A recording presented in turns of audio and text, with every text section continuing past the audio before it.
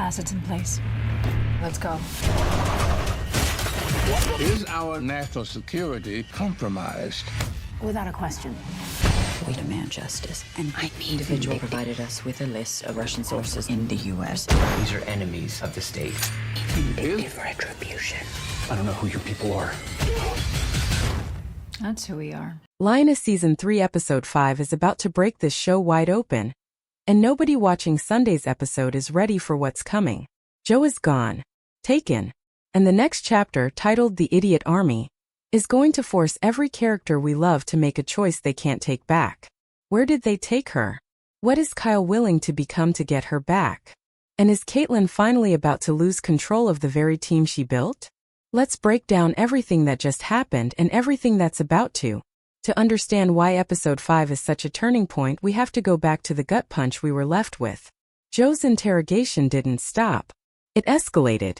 After her standoff with the Russian agent, she was moved by plane to a new location, and that single detail changes everything. A moving target means a harder rescue. It means whoever is holding her now has decided she's worth relocating, worth protecting, worth hiding. And for a woman who has spent this entire season being the only person standing between the Russians and total exposure, that is not a good sign. She is the last thread holding their secrets together, and that makes her the most valuable prisoner in the building. Every method they haven't tried yet is still on the table. And here's what makes it worse. The team almost had her. An operation was launched at the hangar where she was being held, and for a moment, it looked like this nightmare might end before it really began. But they were too late. All that was left behind was blood on the ground and a plane number scrawled into a notepad. That's it. That's what 4 episodes of build-up led to. A trail that's already cold. Now let's talk about Kyle, because what he did in this episode should not be brushed past. In the process of chasing down information, Kyle interrogated a man and killed him, not because that man had what they needed, but to send a message to the next person in line. That is not an accident. That is not a soldier making a hard call under pressure. That is a man who has decided the rules no longer apply to him, and the terrifying part is that nobody around him is stopping it. When Caitlyn met with him afterward, the conversation wasn't about accountability. It was about worst-case scenarios. What happens if the Lioness program gets exposed? What happens if Joe is found guilty by Iran and executed? In other words, Caitlyn isn't asking whether Kyle crossed a line. She's asking how far the rest of them are willing to go to make sure it was worth it. That single meeting tells you everything about where this season is headed. Caitlyn has entered a mode where anything goes.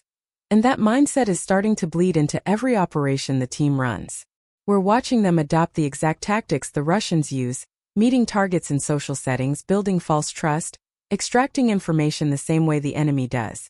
The line between the two sides is getting harder to see, and that ambiguity is exactly what makes this show so uncomfortable to watch in the best possible way.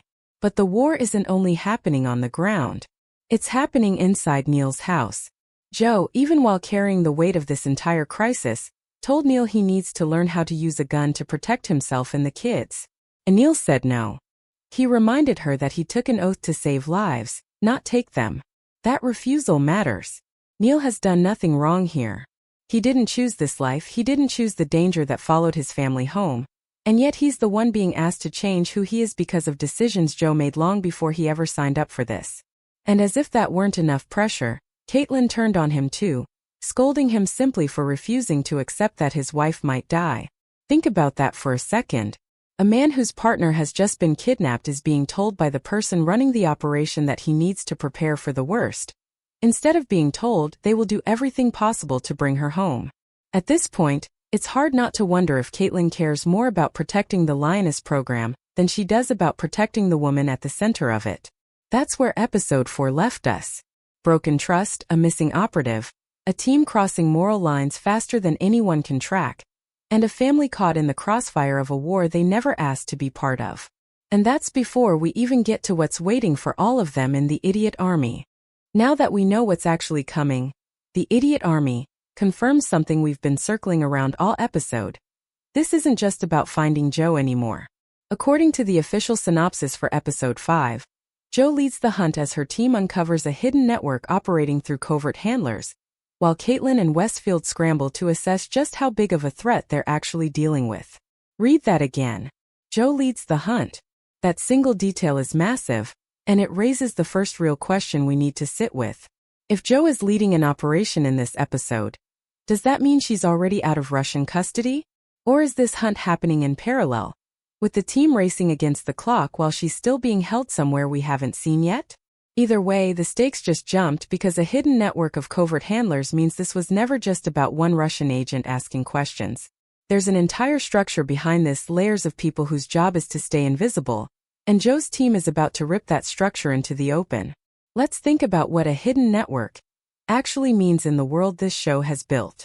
Covert handlers aren't soldiers. They're not the ones pulling triggers or running interrogations. They're the quiet architecture behind an operation, the people who recruit, who manage assets, who make sure information moves without ever being traced back to a single source. If the team is exposing that kind of network, it means someone finally cracked. Someone talked or something was found that gave them a thread to pull. And once you start pulling a thread like that, it rarely stays contained. Every handler exposed likely leads to another handler, another asset, another name on a list that just keeps growing. This is the kind of discovery that can either save Jo or put her in even more danger, depending on how the other side reacts to being found out. And that brings us to Caitlyn and Westfield.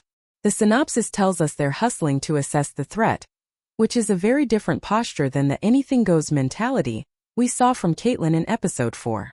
Assessing a threat means slowing down long enough to understand the scale of what they're facing before making another move. That's a shift. Either the network they've uncovered is bigger and more dangerous than anything they expected, or Caitlyn is finally starting to feel the weight of the decisions she's been making, and she needs Westfield's read on the situation before she commits the team to something they can't walk back. Given everything we watched her push Kyle and Neil through, it's worth asking whether this moment of caution comes from strategy, or from fear that she's already lost control of what this operation has become. Now let's talk about Kyle, because after what he did in episode 4, there is no version of episode 5 where he suddenly becomes careful. A man who executed someone just to send a message isn't going to hesitate the moment he's staring down an actual network of people connected to Jo's disappearance. If anything, exposing a hidden network gives him more targets, more justification, and more opportunities to cross lines nobody is stopping him from crossing. The real tension here isn't whether Kyle will escalate. It's whether Caitlyn, now that she's shifting into threat assessment mode, finally decides enough is enough. Because if she doesn't, the team isn't just hunting the people who took Jo anymore. They're becoming something dangerously close to the enemy they're chasing. And we can't ignore what this means for Jo emotionally, even if she is the one leading the charge. This is a woman who has spent this entire season absorbing violence, interrogation, and betrayal. And now she's the one directing the operation meant to expose the very people who did this to her. That's not just tactical leadership. That's personal. Every handler they uncover, every name that gets pulled out of the shadows, is connected to the pain she's been carrying since the moment she was taken. If she's leading this hunt, she is not going to hold back, and that puts her on a collision course with Kyle's aggression, Caitlyn's calculations, and a network that has clearly been operating undetected for a very long time. The question isn't just who gets exposed in the idiot army. It's what it costs everyone involved to expose them. This is where the idiot army stops being just another mission and starts becoming a reckoning. Because every choice this team has made up to this point is about to collide in the same room. Think about the pieces already on the board. Kyle, a man who has shown he's willing to kill just to send a message. Caitlyn, a woman who has quietly decided that the ends justify almost any means. Neil, someone who refuses to become a version of himself he doesn't recognize, even while his family's safety hangs in the balance. And Jo, now leading a hunt against the very network responsible for what was done to her. When a hidden network of covert handlers gets exposed, it doesn't just reveal information. It reveals people. Real names, real faces, real individuals who thought they were untouchable because they operated in the shadows. And once people like that are cornered, they don't go quietly. That's what should worry us heading into this episode. Exposure creates desperation, and desperation is when the most dangerous decisions get made on both sides. Here's something else worth sitting with. If Jo truly is leading this operation, it means she's back with her team, at least for now. But coming back from what she survived doesn't mean she's the same person who left. Every episode this season has shown her absorbing more violence, more manipulation, More proof that the people she's fighting will do anything to win. Leading a hunt against a hidden network isn't just a tactical decision for her. It's personal reckoning disguised as a mission. And that's exactly what makes this so tense to watch. A woman running on adrenaline and unresolved trauma, directing an operation that could expose the very people who tortured her, is a woman who is far more likely to take risks nobody else on that team would sign off on. If Caitlyn and Westfield are busy assessing the scale of the threat, are they also watching Jo closely enough to notice if she starts making choices driven by vengeance instead of strategy? Because right now, there's nobody clearly positioned to stop her if she does. And we can't overlook what this means for Kyle. A newly exposed network of handlers is essentially a list of new targets, and after what we watched him do in episode 4, there's no reason to believe he suddenly develops restraint the moment Rael leads appear. If anything, this episode gives him exactly what he's been looking for: justification. Every handler they uncover becomes, in his mind, another step closer to bringing Jo home, and that kind of logic is dangerous precisely because it sounds reasonable on the surface. The scarier possibility is that Caitlyn, now shifting into a more cautious, threat-assessing mindset, finally has to choose between reining Kyle in or letting him keep operating exactly as he has been. Because if she lets this continue unchecked, the team stops being the ones trying to stop the war and starts becoming another version of it. Then there's Neil, sitting at home with his children, carrying a weight none of this was ever supposed to touch him with. Whatever happens in this hunt, whatever gets exposed, whatever violence follows, he is the one waiting by the door for news about whether his wife is coming home. And after being pushed by both Jo and Caitlyn in episode 4, there's a real question of whether this episode finally gives him a moment of clarity, or whether it breaks him further. A person can only be told to prepare for the worst so many times before something in them shifts, either into acceptance, or into a kind of quiet resentment toward the people who put his family in this position in the first place. Don't be surprised if the idiot army gives us a Neil who is done being told what to feel about his own wife's survival.